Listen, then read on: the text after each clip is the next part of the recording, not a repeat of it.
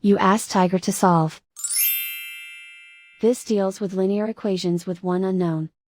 The final result is x equals 33. Let's solve it step by step. Group all constants on the right side of the equation. Add 60 to both sides. Simplify the arithmetic.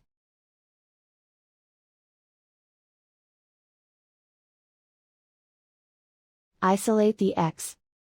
Divide both sides by 3. Simplify the fraction.